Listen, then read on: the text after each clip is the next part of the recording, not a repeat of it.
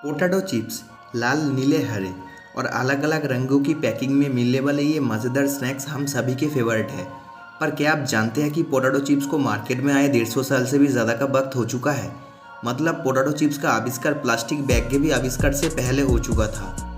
एक तरह से देखा जाए तो पोटैटो चिप्स महात्मा गांधी से भी ज़्यादा पुराने हैं। चिप्स को देखकर कभी ना कभी तो मन में ये सवाल उठता ही है कि इन्हें फैक्ट्री में कैसे और किन चीज़ों से बनाया जाता है। टेंशन मत लीजिए, क्योंकि आज हम आपके लिए सारी रिपोर्ट तैयार कर लाए हैं, तो वीडियो को एंड तक देखे बिना मत जाइएगा। पोटैटो चिप्स की शुरुआत की कहानी बहुत दिलचस्प है। 1853 में न्यूयॉर्क के सैरिटोगा स्प्रिंग्स इलाकों में एक रेस्टोरेंट हुआ करता था, जहां पर एक बार एक कस्टमर ने कंप्लेंट कर दी कि रेस्टोरेंट के फ्रेंच फ्राइज बहुत ज़्यादा मोटी है। शेफ ने अपने कस्टमर का ख्याल करते हुए उसे पतली फ्रेंच फ्राइज बना कर दी, लेकिन उस आदमी की शिकायत दूर नहीं कर पाया। उसे अभी भी फ्रेंच फ्राइज मोटी लग रही थी। शेफ ने फिर से फ्रेंच फ्राइज को पतला किया, लेकिन वो आदमी अभी भी संतुष्ट नहीं हुआ। अब शेफ को गुस्सा आ चुका था, पर वो कस्टमर को कुछ नहीं कह सकता था, इसीलिए उसने इस बार चीरकर आलू को बहुत ज़्यादा पतला काट दिया और उस आदमी को सर्व किया, और बस दुनिया की पहले पोटैटो चिप्स का आविष्कार कर डाला। जी हाँ, पोटैटो चिप्स इसके बाद लोगों में इस कदर छा गए कि जब दूसरे विश्व युद्ध में रेशम की कमी पड़ने लगी तो अमेरिका की सरकार ने पोटैटो चिप्स की मैन्युफैक्चरिंग रोक दी, ये कहकर कि जंग के दौरान भूखमरी की हालत पैदा ना हो, इसीलिए वो सिर्फ ज़रूरी चीज़ों को ही बनाना अलाउड कर सकते हैं। अब इस बात पर ज़्यादा तादाद पर लोगों ने धरना देना शुरू कर दिया और आखिरकार हारकर सरकार को पोटैटो चिप्स को एसेंशियल फूड आइटम डिक्लेयर करना पड़ा। पोटैटो चिप्स बनाने की टेक्नोलॉजी आज काफ़ी ज़्यादा विकास कर चुकी है। 1930 के दशक में जब पोटैटो चिप्स बिकते थे तो उनके साथ ये प्रॉब्लम थी कि वो जल्दी से हवा में ख़राब हो जाते थे। कंपनी को अगले 10 साल इसी बात को समझने में लग गए कि चिप्स को एयरटाइट पैकेट में सील करके बेचना है। 40 के दशक में पैकेजिंग बेहतर तो हो गई और उसके बाद आई उसमें नाइट्रोजन गैस भरने की प्रथा। हाँ, वही नाइट्रोजन जो चिप्स के पैकेट में चिप्स से ज़्यादा होती है। अब चाहे इससे जितना भी नफरत कर ले, पर सच तो यह है कि इस गैस की वजह से ही चिप्स बाहर के ऑक्सीजन से कांटेक्ट नहीं करते और ख़राब होने से बच जाते हैं। पोटैटो चिप्स के मामले में टेक्नोलॉजी शुरुआत में बहुत धीरे धीरे आगे बढ़ रही थी। 1853 से 1950 के दशक तक इन पोटैटो चिप्स में इस्तेमाल किए जाने वाले आलू को भी हाथ से ही छीला जाता था। आज एक मशीन दिन भर में 700 से 800 टन आलू हार्ड शिफ्ट में छील देती है।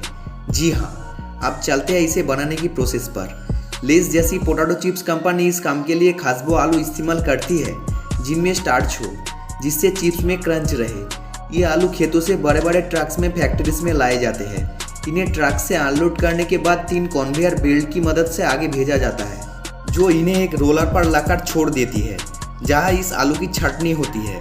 जिस भी आलू का डायमीटर 1.5 इंच से कम होता है उसे बाहर कर दिया जाता है और बढ़िया बढ़िया आलू आगे चले जाते हैं, जहाँ उन्हें पानी से अच्छी तरह साफ किया जाता है। साफ होने के बाद इन्हें पिलर में भेजा जाता है, जहाँ आलू का बाहर का छिलका अलग किया जाता है। इस 12 फीट के मशीन में 5 सिलेंडर लगातार घूमते हुए ये काम करते हैं।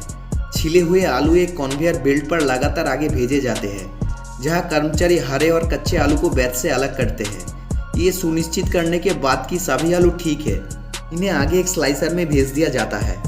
अब ये स्लाइसर 260 आरपीएम की स्पीड से चलता है, जो आलू की बेहद ही पतली स्लाइस को काटने के लिए ज़रूरी है। चिप्स का टेस्ट इन स्लाइस पर बहुत ज़्यादा डिपेंड करता है। अगर स्लाइसेस सही ना कटे तो बिल्कुल ही अलग टेस्ट आने लगेगा। इस वजह से कंपनी अपना ये फॉर्मूला सीक्रेट रखती है। ये स्लाइसर 1 मिनट में 10,000 स्लाइसेस निकलता है, जिन्हें नीचे पानी में छोड़ दिया जाता है। इस स्लाइसेस को धोने से इनके ऊपर का एक्स्ट्रा स्टार्च निकल जाता है। अगर ऐसा ना किया जाए तो चिप्स सख्त हो जाएंगे और उन्हें खाने में मज़ा नहीं आएगा। एक बार फिर से इन स्लाइसेस को नहलाने के बाद रोटेटिंग ड्रम्स की मदद से उन्हें उठाकर सुखाया जाता है। पूरी तरह सूखने के बाद आलू की ये चिप्स तैयार है फ्राई होने के लिए।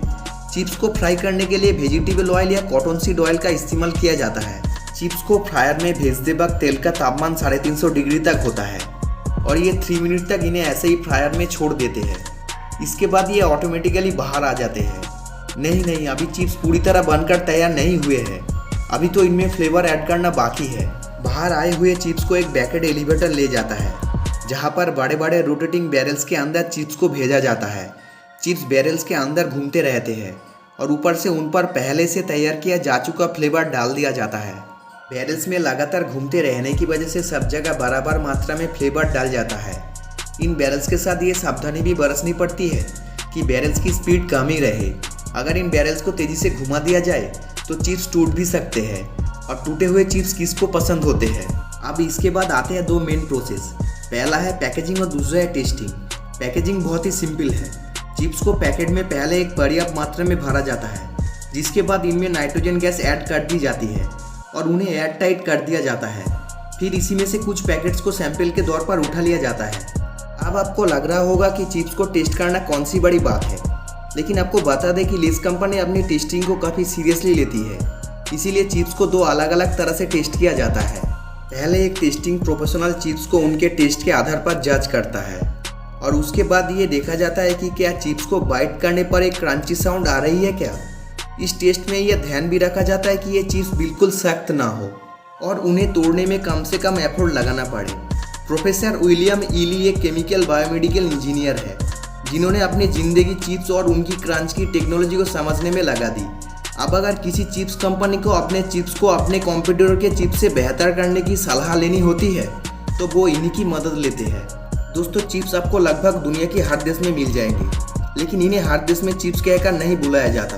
जी हाँ, जैसा कि ब्रिटेन में चिप्स का मतलब फ्रेंच फ्राइज होता है, आलू वाला चिप्स नहीं।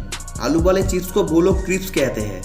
अगर आप ऑस्ट्रेलिया और न्यूजीलैंड की तरफ जाएंगे तो वहाँ पर फ्रेंच फ्राइज को हॉट चिप्स और आलू वाले चिप्स को कोल्ड चिप्स कहा जाता है। आपके फेवरेट चिप्स कौन से हैं और ऐसे कौन कौन से अजीबोगरीब फ्लेवर्स हैं जो आप चाहते हैं कि चिप्स में आ जाए, हमें कमेंट सेक्शन में लिखकर ज़रूर बताएं। आज के लिए इतना ही। अगर वीडियो आपको पसंद आई हो तो इसे लाइक ज़रूर करिएगा और चैनल को सब्सक्राइब जल्दी से कर ले। आपसे मुलाकात होगी अगली वीडियो में। Thank you so much.